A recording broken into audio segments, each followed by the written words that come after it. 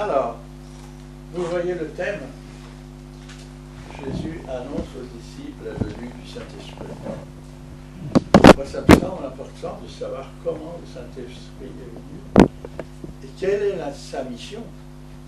Parce que dès le départ, il a eu sa mission.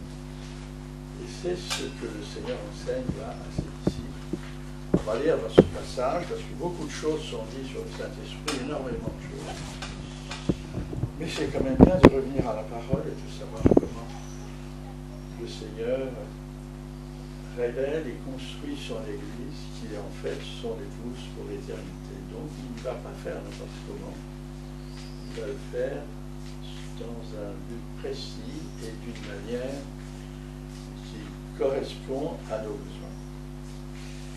On va lire donc, on est toujours dans l'évangile de Jean, on est toujours avec le Seigneur pendant le cours du repas de la Pâque, on est toujours dans ce repas de la Pâque. Souvenez-vous où nous en sommes. Nous lisons là, en Jean 14, donc à partir du verset 12, ce que dit le Seigneur. En vérité, je vous le dis, celui qui croit en moi fera aussi les œuvres que je fais, et il en fera même de plus grandes, parce que je vais vers mon Père. Tout ce que vous demanderez en mon nom, je le ferai afin que la gloire du Père soit révélée dans le Fils. Si vous me demandez quelque chose en mon nom, je le ferai. C'est quand même extraordinaire. Si vous m'aimez, respectez mes commandements. Quant à moi, je prierai le Père et il vous donnera un autre défenseur, afin qu'il reste éternellement avec vous, l'Esprit de la vérité, que le monde ne peut pas accepter parce qu'il ne le voit pas et ne le connaît pas. Mais vous le connaissez car il reste avec vous et il sera en vous.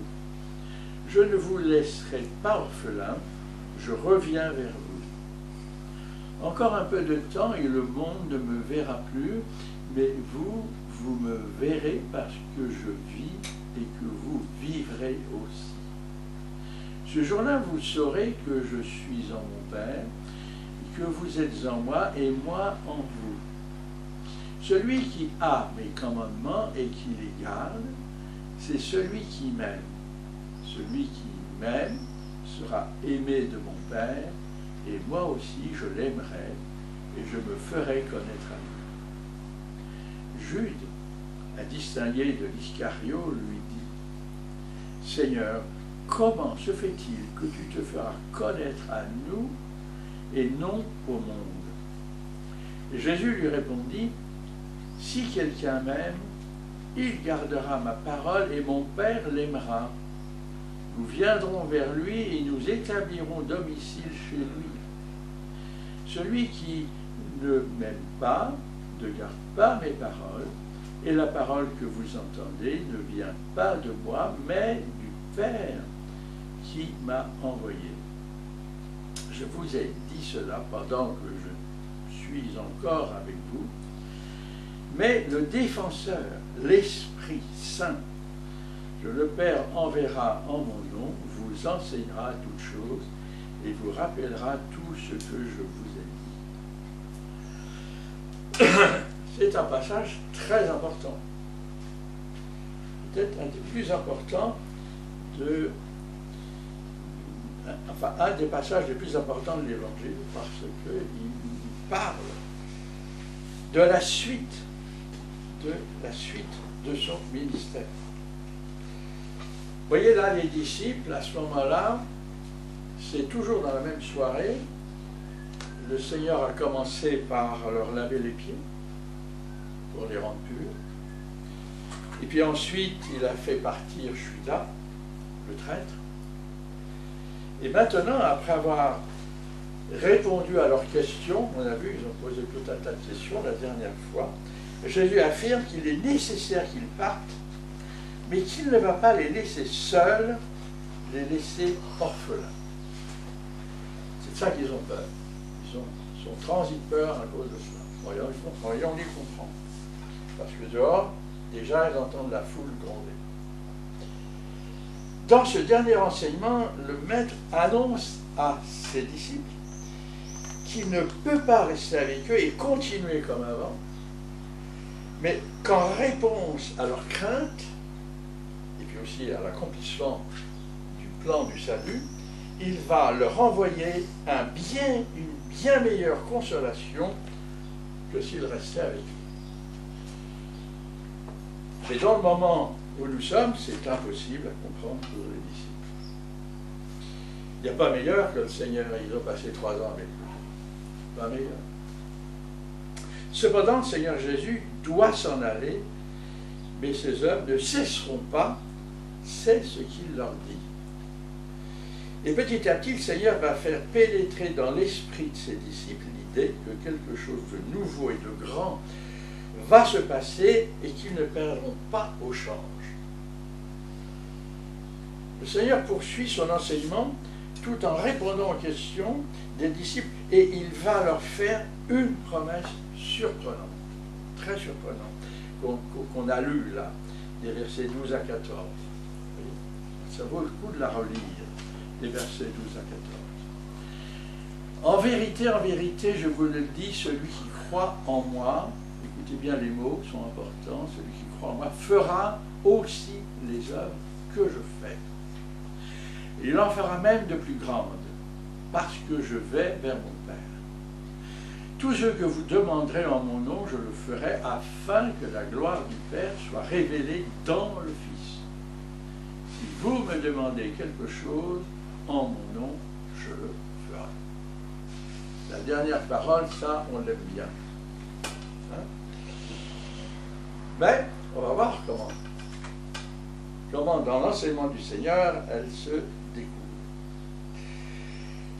C'est quand même une promesse étonnante et extraordinaire qui est à comprendre, n'est-ce pas, dans le contexte du ministère de Jésus.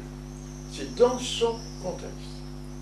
Et non à la lumière de nos envies de puissance, n'est-ce pas, et de faire des belles choses. C'est du côté du Seigneur qu'il faut se placer. Parce que plus grand ne veut pas dire plus spectaculaire, plus médiatique, car le Seigneur, dans son ministère terrestre, ne s'est jamais laissé aller pour amuser la galerie. On va le voir après. Hérode va le faire venir et va lui demander, fais-moi quelque chose pour m'éblouir. Il ne va pas le faire. Il ne va rien faire. Plus grande ne veut pas dire plus puissante, car les actions et les œuvres de Jésus étaient des manifestations de la toute-puissance de Dieu le Père. Toutes. Souvenez-vous, il a marché sur les eaux, il a multiplié les pains, il a fait toutes sortes de miracles extraordinaires, c'était toujours glorifier le Père. Toujours.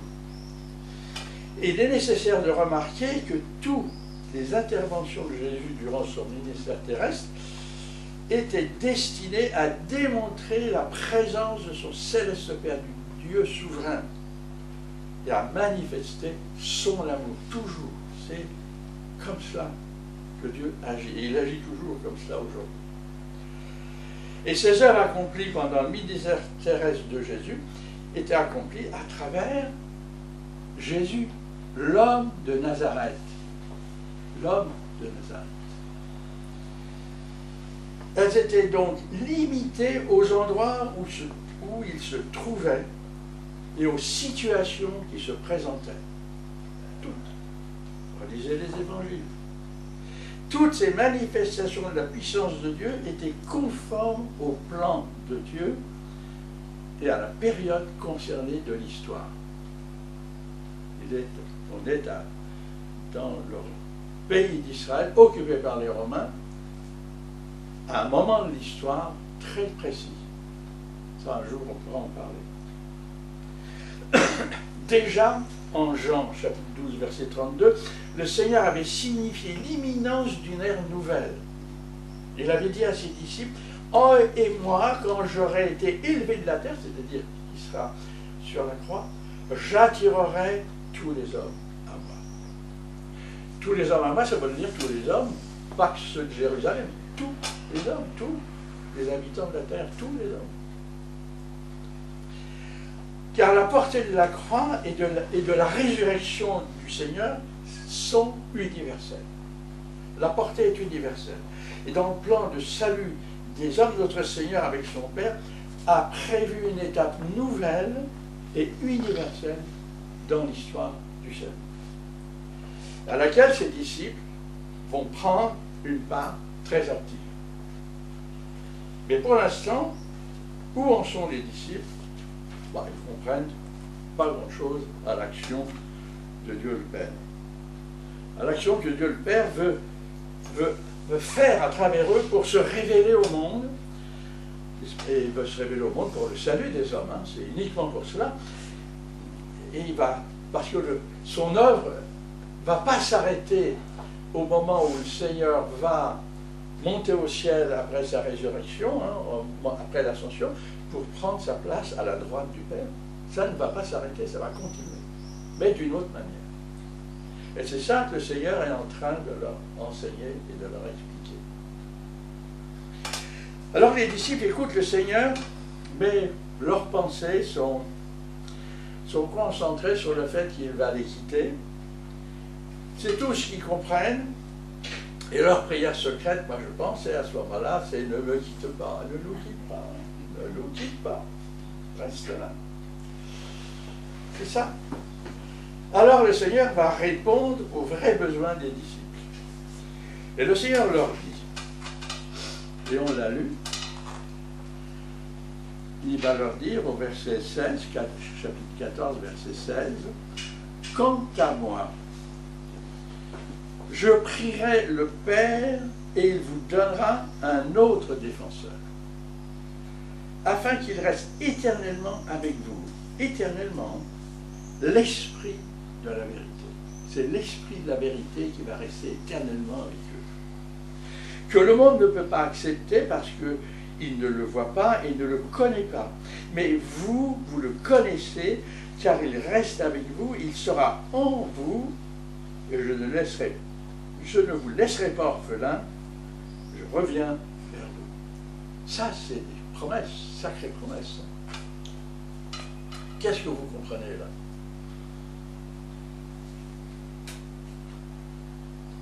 Qu'est-ce que ça évoque chez vous, cette promesse?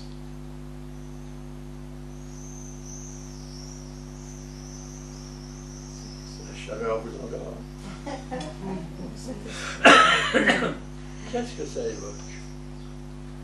C'est que Dieu est un, on est en trois personnes, et que là on a toute la plénitude de Dieu, parce que le Saint-Esprit maintenant va agir avec puissance au milieu de nous. Ouais.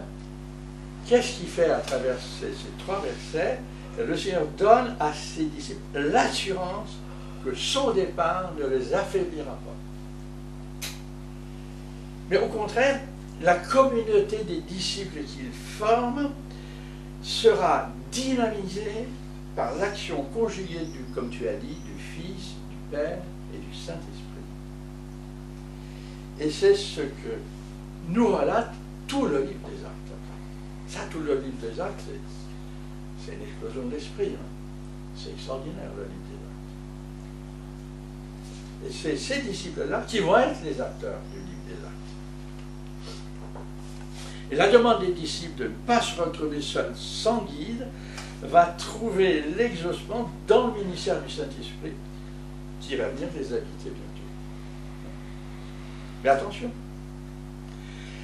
l'Esprit était déjà présent en agissant dans le ministère de Jésus. C'est ce qu'il nous dit au chapitre 3, verset 34. Il nous dit, « Celui que Dieu a envoyé dit les paroles de Dieu », donc c'est de lui qui parle, parce que Dieu lui donne l'Esprit sans mesure. C'est comme ça que Jésus a agi. Quand il marche sur les eaux, qu'il multiplie les pains, il a l'Esprit sans mesure. Hein. Il fait vraiment ce qu'il veut, il a l'autorité. Quand il calme la tempête, c'est pareil, il a l'autorité, il calme. Vous voyez, quand il guérit l'un ou l'autre, il a une autorité, il mesure son autorité. Moi j'aime bien, quand il multiplie les pains, il multiplie juste ce qu'il faut pour nourrir la foule. Et il leur dit, ramassez les paniers, ils ramassent peu de choses. Simplement pour une journée de nourriture pour eux, c'est tout. Vous voyez, il a montré cette puissance du Père, c'est cette puissance-là qu'il a montrée. Cependant, il est à observer que durant sa vie sur terre, au milieu des hommes, Jésus, le Fils de Dieu, avait renoncé à son omniprésence. Bien se rendre compte qu'il a renoncé à son omniprésence en prenant la forme humaine, parce que Dieu est omniprésent, hein, Jésus est comme Dieu. Et l'omniprésence, c'est d'être présent partout à la fois en même temps. Vous voyez, il pouvait être en Galilée, faire des miracles, il n'était pas à Jérusalem. Et quand il était à Jérusalem, il n'était pas en Galilée. Il n'était pas omniprésent. Jésus avait accepté ses limites pour accomplir son ministère qui nous décrit, vous voyez, il faut revenir au début, de l'Évangile, quand Jean dit, écrit, et la parole s'est faite homme, elle habitait parmi nous, pleine de grâce et de vérité. Ce qui veut dire que la parole de Dieu s'est humanisée. La parole est devenue un homme dans la personne de Jésus. Et ça, il faut le comprendre pour comprendre toute la suite. La parole s'est humanisée dans une personne, Jésus. Bien sûr qu'il était une personne extraordinaire et unique, sans défaut, sans péché, parfaite, puisqu'il était Dieu et homme. L'humanisation de la parole divine en Jésus, n'est-ce pas, qui nous révèle le Père, elle nous révèle le Père, et les disciples, et ça va nous révéler le Père à toutes les générations qui vont suivre, à tous. Et maintenant, on peut entendre ces paroles, ils le disent, qu'ils ont entendu ces paroles de Dieu. Jean le dit après dans son premier évangile, cette parole de Dieu, nous l'avons touchée. Nous avons mangé avec lui. Nous avons vécu avec lui. Il le dit après dans sa première épître. Néanmoins, par la force des choses, le nombre de personnes qui pouvaient le voir et entendre, c'était forcément limité aux endroits où il était. C'était toujours à des endroits très précis. Quand il voit la femme samaritaine au puits, il est limité l'auditoire. Hein. Il y a juste cette femme qui après va amener son village. Voyez. Mais Dieu le Père veut adresser le message à la bonne nouvelle du salut à tous les hommes. Selon les promesses qu'il va le faire en Jean 3,16, si on relisait Jean 3,16, c'est pour tous les hommes le seul. Alors il va utiliser un autre média pour parler au monde et à travers lequel le monde va pouvoir venir pour recevoir les fruits de la vie nouvelle. Et ce nouveau média, c'est l'Église. C'est l'Église, ce nouveau média. Et cette Église va naître de la mort de Jésus sur la croix, pour le prix du péché des hommes, mais aussi de la résurrection de Jésus, qui marque sa victoire de Dieu, n'est-ce pas, sur la victoire de notre Seigneur Jésus et du Père éternel sur la mort et sur la puissance du diable. Là, il ne peut pas aller plus loin, le diable. Et aussi sur l'ouverture d'un chemin nouveau, d'un chemin de vie nouveau, un chemin de vie spirituel qui va mener jusqu'à l'éternité. C'est ça le message de l'Église. Parce que l'Église va être constituée de tous les disciples de Jésus, et ce corps spirituel devient le nouveau corps visible de Jésus dans le monde. C'est ça l'Église. C'est ça ce que l'Église va être.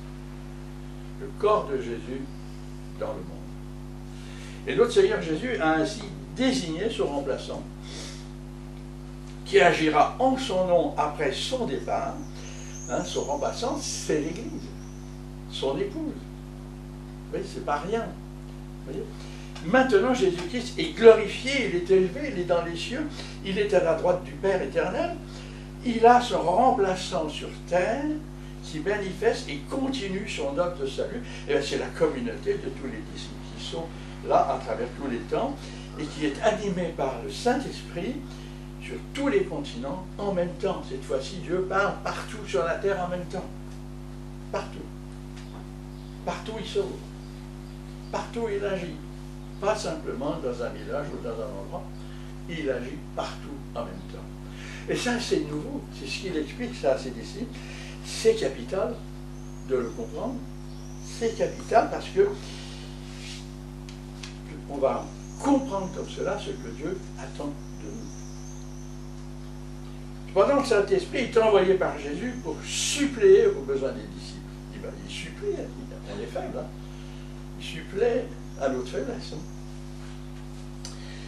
Mais il doit rester en nous, il le dit dans le texte, il doit rester en nous, il doit nous habiter. Il va aussi fonctionner, cet esprit, comme un enseignant. Il va leur rappeler tout ce que Jésus a dit. Il le dit au verset 26, il va vous rappeler tout ce que je vous ai enseigné. Ça va revenir.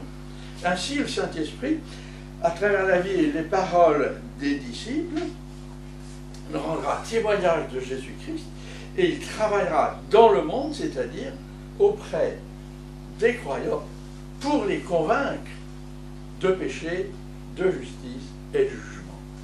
Et ça, on le verra un peu plus tard au chapitre 16. C'est le but du Saint-Esprit. Alors Jésus, pendant son ministère terrestre, a été le pasteur, n'est-ce pas, de ce petit troupeau de disciples qui l'ont suivi. Et maintenant, il part et il ne veut pas les abandonner comme des orphelins au milieu d'un monde hostile. Hein, c'est quand même, le monde, c'est quand même hostile, même pour nous. Et c'est pourquoi son successeur, le Saint-Esprit, le remplace auprès des disciples pour leur faire comprendre, d'une part, la révélation du Père dans le Fils, et ça c'est très important, leur rappeler à quel prix ils ont été rachetés des mains du diable et qu'ils appartiennent maintenant à Dieu le Père et à Jésus son Fils s'ils le suivent avec foi et amour. Le Saint-Esprit est aussi le conseiller, il va les conseiller, les diriger, les soutenir, il va aussi les relever, il va aussi les rendre capables de témoigner à leur tour pour le Seigneur et contre le monde. Attention, ça va toujours les deux ensemble. C'est pour cela que les mots utilisés dans le Nouveau Testament pour désigner le Saint-Esprit et son ministère se complètent. Vous voyez, on a plusieurs mots, représentant, avocat, soutien, défenseur, conseiller, et puis il y en a encore d'autres. C'est de l'huile, c'est du vent, vous voyez, il y en a encore d'autres mots. Et le Seigneur, dans son ministère auprès des disciples, a non seulement été l'autorité et le point de repère, mais aussi entraîneur. Il a été entraîneur pour eux. Il les a entraînés à sa suite. Il les a aussi préparés pour la suite après son départ. Et le Seigneur et son Esprit est celui qui motive. Il nous motive. Il nous incite à faire, à agir. Il nous incite à faire le tri dans notre vie pour ne conserver que ce qui glorifie le Seigneur et éliminer tout ce qui n'est pas bon. C'est le Saint-Esprit qui fait ça, il incite. Il nous encourage, on l'a chanté, il nous pousse en avant. Il est celui qui donne l'impulsion et la direction pour nos vies. Il le fait toujours parce qu'il habite en nous et parce qu'on l'écoute. À nous de l'écouter, à nous d'être attentifs à sa parole et à le reconnaître parmi tous les bruits qui arrivent dans notre vie et qu'on reçoit du monde. À nous de reconnaître la voix du Saint-Esprit. Et cette œuvre, ce ministère a commencé vers le jour de la Pentecôte, hein, quand on voit ce chapitre 2 du livre des Actes. C'est une explosion de vie nouvelle extraordinaire. Et ce jour de la Pentecôte, c'est là que l'Église est née, ce corps nouveau du Seigneur qui se manifeste dans le monde à travers nous. Et ça s'est poursuivi à travers toutes les générations jusqu'à nous. Jusqu'à nous. Ça fait 2000 ans que ça marche. Jusqu'à nous. Et aujourd'hui, le Saint-Esprit nous incite à transmettre à la génération suivante, n'est-ce pas, cette vie nouvelle, cette vie de salut, n'est-ce pas, Et ça, jusqu'à son retour, jusqu'à ce qu'il revienne chercher son Église. Et les disciples de Jésus craignaient de se retrouver seuls et abandonnés. Et Jésus leur annonce une nouvelle extraordinaire, c'est qu'ils vont bénéficier du ministère du Saint-Esprit, n'est-ce pas, qui est la troisième personne de la divine Trinité, c'est la troisième personne, c'est pas rien, c'est la troisième personne, mais aussi d'une nouvelle relation avec Jésus et avec Dieu le Père. Vous voyez maintenant, Jésus est invisible au monde, hein, c'est invisible, mais il sera sensible aux yeux de la foi des disciples. Nous, on est sensible à son esprit, pas ceux du monde. Vous voyez, on est sensible, on prie, on écoute sa parole, vous voyez, on médite sa parole, on pose des questions au Seigneur tout le temps, il faut en poser, hein, puis il va nous répondre ou pas, ou il va nous guider. Vous voyez, il est sensible à la foi de ses disciples. Et il se fera connaître à celui et à celle qui se soumet à sa parole. Il ne suffit pas de la lire comme on lit le journal, mais se soumettre à sa parole, parce que ce sont des paroles de vie, des paroles de vie éternelles. Mais bien encore, le Père et le Fils viendront, ils viennent nous habiter, ils demeurent dans notre cœur, ils demeurent en nous. Élu domicile, on l'a lu, élire domicile, et c'est comme ça que le Saint-Esprit va donner vie à Jésus à travers nous, dans notre monde.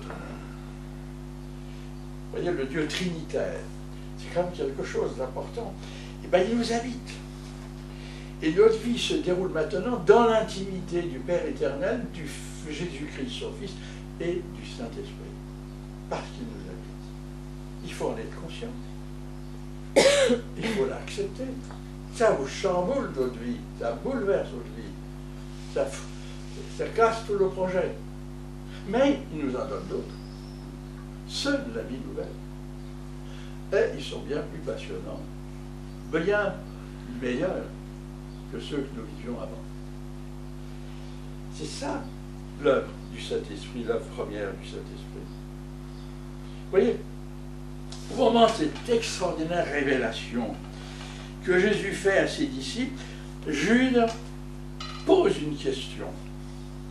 Et il demande au Seigneur, on l'a au verset 22, « Seigneur, comment se fait-il que tu te feras connaître à nous et pas au monde directement ?» C'est une question qui est toujours là. C'est une question que les journalistes peuvent nous poser. C'est toujours d'actualité cette question. Pourquoi? Pourquoi le Seigneur se révèle à nous? Pourquoi le Seigneur n'intervient-il pas directement pour convaincre les incrédules? Pourquoi il n'arrête pas à Poutine ou les gens de droite à gauche qui tiennent le monde dans leurs mains, qui l'emmènent dans une folie? Pourquoi il n'intervient pas? C'est une question qu'on se pose. Hein? Et puis eux, le monde se dit, mais pourquoi l'Église? Pourquoi l'Église? Pourquoi c'est quelques... Maintenant, on est moins nombreux qu'avant, en proportion du monde, hein, mais pourquoi ils sont orgueilleux, ces gens-là? Ils prétendent connaître Dieu, et ils sont faibles, ils n'ont rien du tout. Pourquoi c'est comme ça? Pourquoi? On doit admettre que la méthode de communication que Dieu a choisie, c'est l'incarnation. C'est par l'incarnation que Dieu le Père communique, il transmet des messages, il transmet la vie nouvelle. Revenons au début de l'évangile de Jean. Toujours ce fameux verset 14 qui nous dit, la parole, donc la parole de Dieu, Dieu, s'est faite homme, elle a habité parmi nous, c'est-à-dire elle a demeuré, vécu parmi nous, n'est-ce pas, pleine de grâce et de vérité. Et Jésus est né et a vécu dans notre monde. Car pour être entendu par le monde, la parole de Dieu doit s'incarner. Elle doit être vécue.